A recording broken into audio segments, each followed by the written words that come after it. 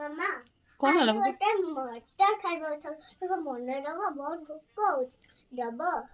Mutton ଖାଇବ? ହଁ mutton ଥୋଡ଼ି ଜଲ୍ଦି ବନିବ, ହଁ ଟିକେ ସମୟ ଲାଗିବ। ଓକେ ଟିକେ ୱେଟ୍ କରିବ ତ? ହଁ ହଉ ଚାଲ ଯିବା ଆଣି ମଟନ। ହଁ ଆଜି ସନ୍ଧ୍ୟାରେ ମୋ ଝିଅକୁ ଭୋକ ହେଲା ଆଉ କହିଲା ମୁଁ ମଟନ ଖାଇବି, ତେଣୁ ମୁଁ ଆଣିଦେଲି ମଟନ ତା ପାଇଁ। ଏ ଦେଖେ ଏଟା କଣ ମଟନ। ମଟନ ଆଣିଛି ଥାଏ। ହଁ ମମି ମମି ମୋ ଅଖି ଜଳୁନି। ପିଆଜ ପାଖରେ ବସିଛ ସେଇଥିପାଇଁ ଜଳଉଛି ଆଉ। সোনা କଣ ପାଇଁ କାନ୍ଦୁଛ? ଆଖି ଜଳୁଛି ଏଟା ପକେଇବି ସାଙ୍ଗମାନେ ଆଜି ଆମେ ମଟନ ବନଉଛୁ ଖାଇବ କି? ହଉ ଆମେ ବନେଇ ସାରିଲେ ବୁଡୁ କବେ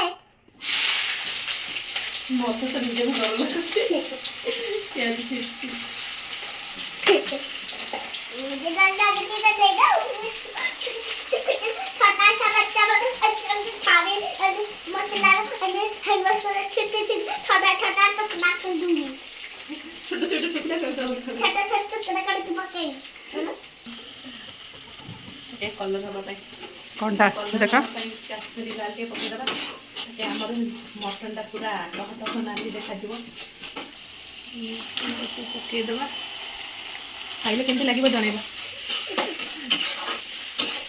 एते कलर देखा जाउछि जे कोन मसला पके छै। किछि मसला पकेनी से हल्दी लूण आ लंका गुंडा एटा भी काश्मीरी।